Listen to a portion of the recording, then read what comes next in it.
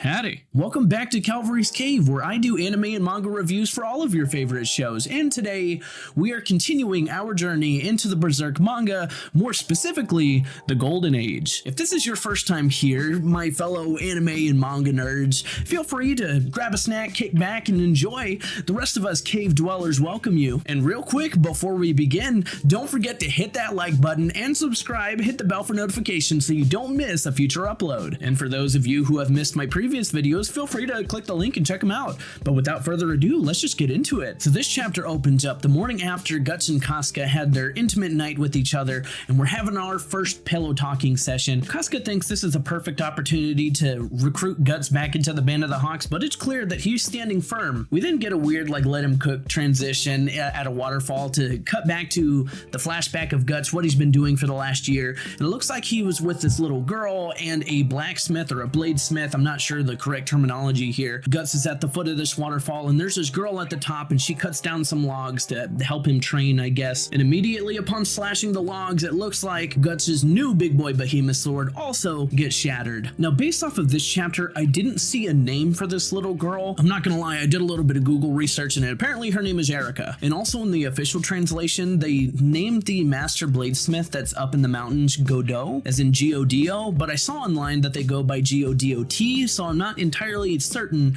how you're supposed to be pronouncing his name. But regardless, Erica takes Guts over to the bladesmith so he can repair the sword, and they start to have a little bit of a conversation with each other. They do mention something very small here, and it may be important in the future, but Godot explains that he likes staying up in the mountains because there's a lot of ore over there, and also it used to be home of a bunch of elves. Maybe foreshadow, it could be, I'm not entirely certain, but I think that verbiage is very intentional. Guts asks Godot why he stays up in the mountains alone. He does mention, hey, I'm not alone, my daughter's with me, but he does mention, almost in a poetic way, about how he likes the sparks flying when he does bladesmithing. To make a long story short, Guts essentially reminisces on the philosophical words that Godot spoke about the sparks that fly upon each strike, and he compares that to his life. Godot's words carry philosophical weight, focusing on things like craftsmanship, solitude, and purpose. Later on, we can see Guts is sitting on a rock contemplating Godot's words and how it applies to his life, the solitary path that he chose, what he's currently fighting for. This chapter is relatively quiet compared to the other ones that we've had up until now. I know like 2 chapters ago,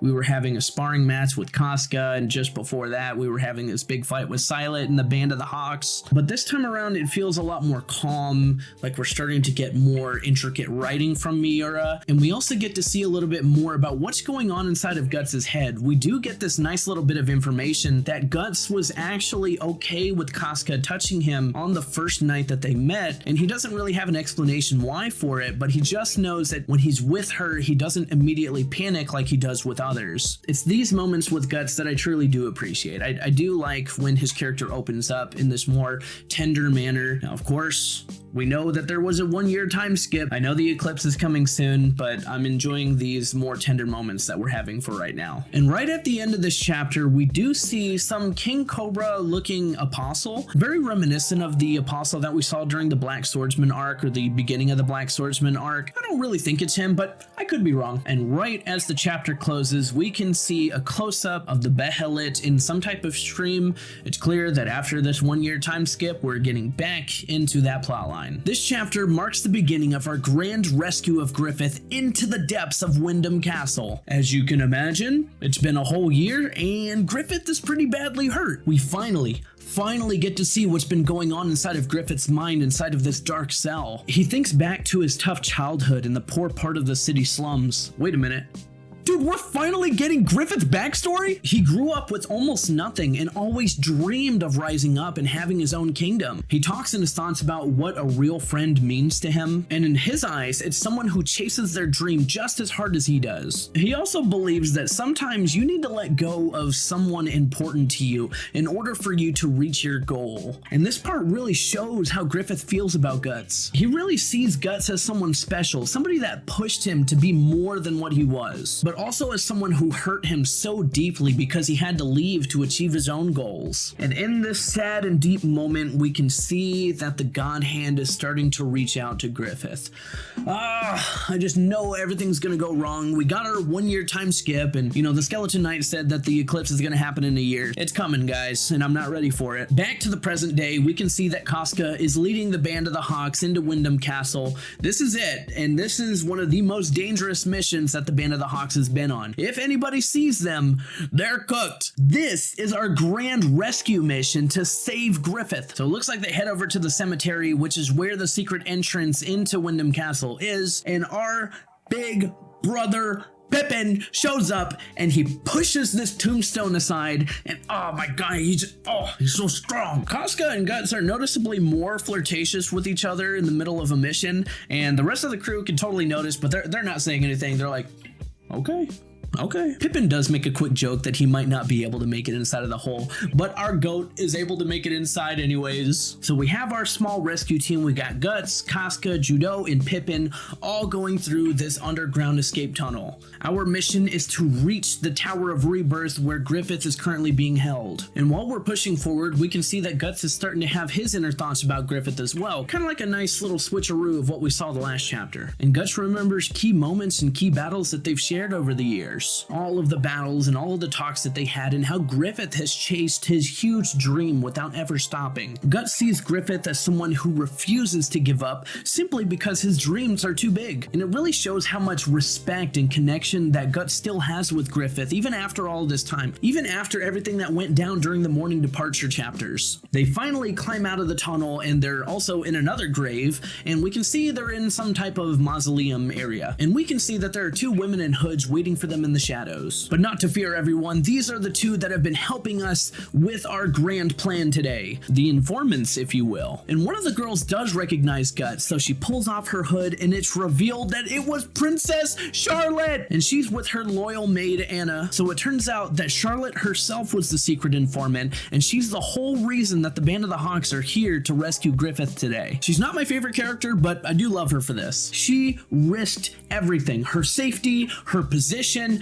Who knows what's going to happen when the king finds out, but it's because she deeply cares about Griffith and the time that they spent with each other right before his arrest. And there's also some lighter and fun moments in the chapter, like Guts and Casca. We're seeing a lot more dynamics between them. It almost feels like PDA to an extent. And Casca actually does feel a bit of jealousy towards Charlotte in this moment. We can see that Casca is grabbing onto Guts' hand at a couple of moments, or we can see that she's like holding on to his cape. I don't know, it just kind of adds to Casca's character for me. The Band of the Hawks are actually very curious about what happened to Griffith, and Charlotte is about to spill the beans, but no time to think. There are a couple of guards that are on their way over to them. Stop!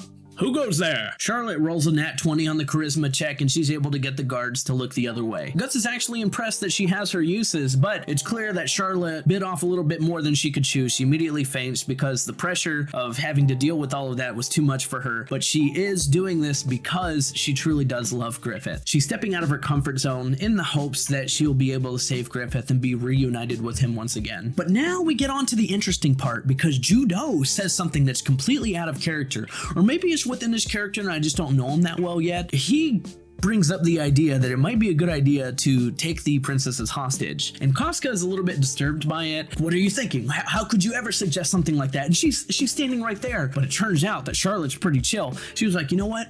No, I volunteer as tribute. Charlotte might be one of the better characters, guys.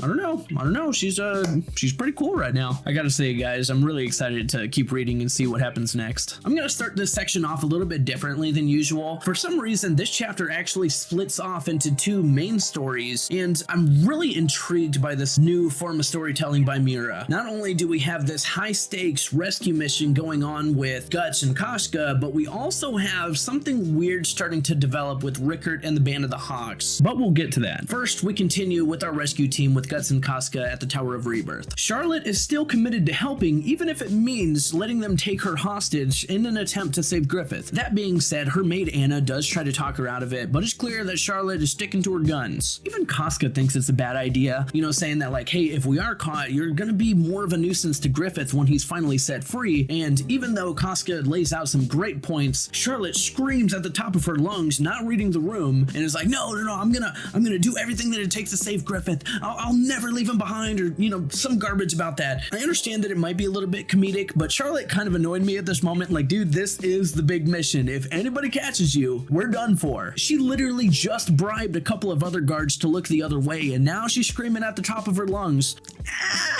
You know, I'm not sure how I should feel about that one. Even after Charlotte screamed, Casca does understand where Charlotte's coming from, but she lets her know that, like, hey, if Griffith says no, tough luck, dude. Charlotte even has this little cute moment where she starts pouting, and she's like, fine, I guess I'll just have to convince him when I get there. Charlotte really has grown in the last year. I'm really liking where her character is going right now. I wasn't a huge fan of her before the year time skip, but now, after everything's gone down, you know, everything that happened with her dad, everything that happened with Griffith, it really feels like she's coming into her own right now, and I really like what Miura is doing to her character. Casca and Guts start to have a back and forth, and it's clear that there's some tension between them. Naturally, Guts is not really happy that Casca is brooding over Griffith right now. It's just one thing that he can't get past, and that's completely understandable, but he also recognizes that he also has those deep feelings tied to Griffith. He's not the only one. It's not just Casca.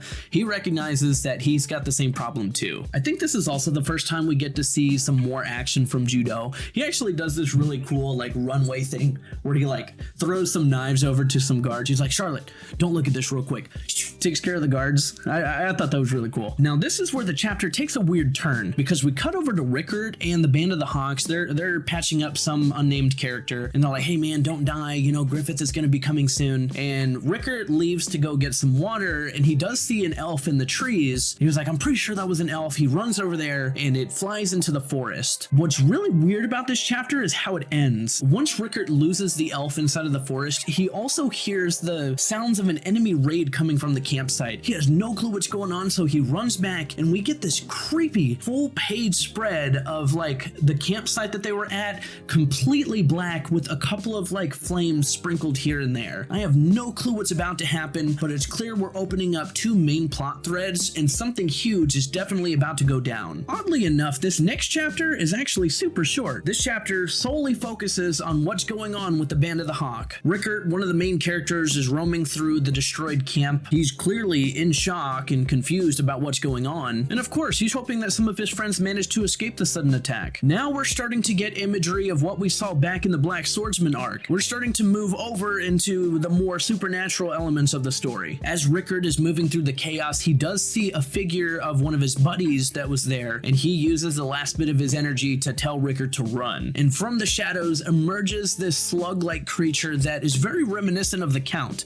Now, is it the Count per se? I'm not entirely certain, but it happens to look a lot like him. Now, this could be the doing of one of the God Hands. I noticed that a couple of the God Hands have this design very similar to the Count, and I'm assuming anytime that member of the God Hand gets involved, he gives them a power that's very reminiscent of what he looks like. I could be wrong, but that's what I'm getting from it. A whole bunch of other monsters start coming out of the shadows, and Rickard is clearly frozen in fear. Like I said, the chapter is short, but it does really pack a punch when it comes to just pure dread and horror. This feeling of helplessness. It really does show how quickly things can fall apart for the Band of the Hawk. And what's really important to note is that our main characters that are trying to bust Griffith out, that's the main strength of the Band of the Hawk. Rickard by himself, he's cooked. He has no answer for all of these creatures. But if Pippin was here, he might have been able to put in some work. If Guts was here, he was definitely going to be swinging his sword around. Same thing for Casca and Judo. But for some reason, all of them are gone, and the Band of the Hawks is kind of useless without them. Just as Rickard is about to die, the Skeleton Knight actually comes out of nowhere and saves the day, tells them like, hey, is this really what y'all should be doing right now? Go on now.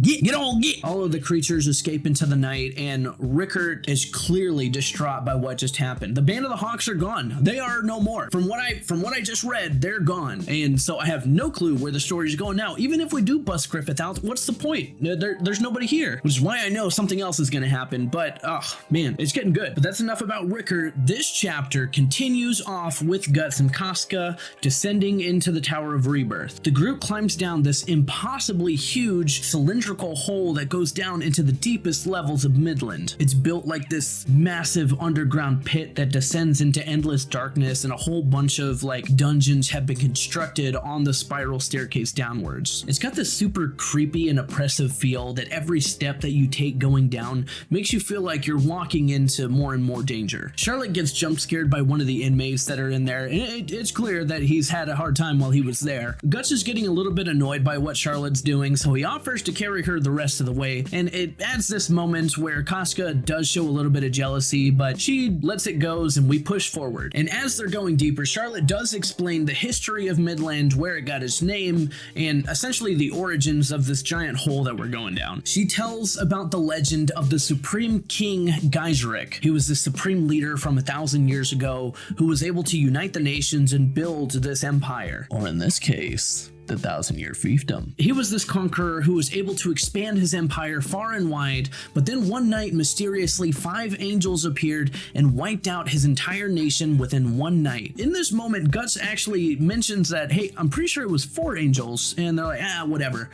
I think this is important because I'm assuming that these angel-like creatures are actually the God Hand, and the fact that they were like, oh, there were 5 of him, no, there were actually 4, kind of gives me that clue that it was them. And it's also heavily implied, based off of the armor that Supreme Leader Geiseric wore, that he is actually the Skeleton Knight.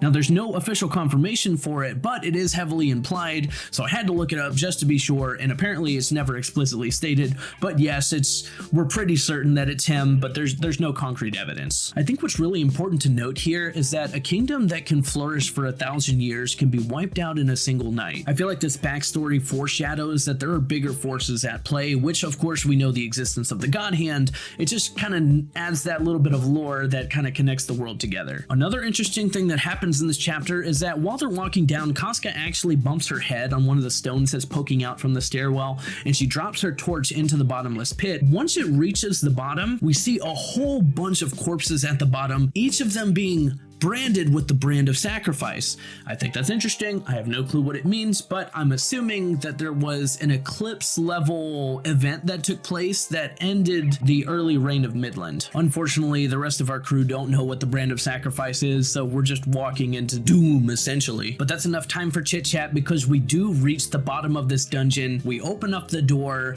and we see this figure on the ground. Could it be? Unfortunately, yeah, that's Griffith. Reunion in the Abyss. Oh boy, this chapter is the long-awaited chapter where we get the reunion of the Band of the Hawks with Griffith, and it's rough. Turns out the person inside of that cell was Griffith, and he looks nothing like he did before. Without getting into too much detail, he's definitely frail. Bits and pieces of his flesh has been taken from his body over the last year. And of course, I can't show it, but just know that it is fairly gruesome what they have done to Griffith. And we can also see this cruel iron helmet that's been on his head this entire time. It's very reminiscent to the helmet he used to wear in battle, almost like a sick, twisted version, like a joke of what he used to wear in battle. It's essentially mocking his former glory. Guts rushes in, he embraces him. He was like, no, this can't be. Griffith reaches out to him. They have this tender moment, but Guts is clearly distraught. He's yelling at everyone to stay back, do not look at him. But unfortunately, they do get locked inside by the one who's been torturing Griffith up until now. I forgot his name, even if he has a name, but it's that weird Igor looking character. And like half of this chapter is this guy like bragging about everything that he did to Griffith. And it's fairly graphic the way that he's reminiscing on everything that he did. Oh, he was my plaything this entire time. You can't imagine all of the play dates that we had together.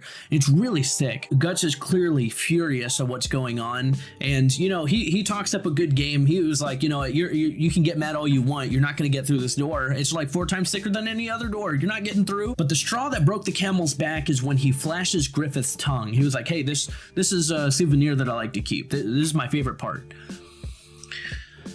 Oh man, this is rough. Guts is not having it though. He does not care if this door is a lot bigger than the other ones. He blasts through like it's nothing. You can see this pure hatred in Guts' eyes. He sticks this dude cleanly straight through the door, breaks through the door, and then he immediately proceeds to take off his tongue, immediately get revenge for what he did to Griffith. I should also mention that Casca, Pippin, and Judo, all of them are all having their own reactions to this moment, but it's clear that Guts is taking center stage. After taking care of this gremlin character, we can see that the crew is now surrounded. All of the guards have finally reached the bottom of the hole, and it kind of looks like there's no way out. But when it's the Band of the Hawks, anything's possible. I know it really does feel like a short chapter, and it is, but there's so much going on in it. We finally see Griffith. We get a glimpse at what's been happening to him this last year. Everything that we've been speculating up until now, what's been happening to Guts and the rest of the Band of the Hawks, trying to figure out what happened to him. We finally get to see the aftermath of what happened this last year, and it really does hit home. Miura did not disappoint when it came to shock value. I feel like this episode has been very lore heavy, but it's time for some action, baby. Guts has just finished up taking care of the torture guy, and now we're all surrounded. But that doesn't matter to Guts. He's got a big brain play, and that big brain play involves a giant sword and swinging it. I gotta say,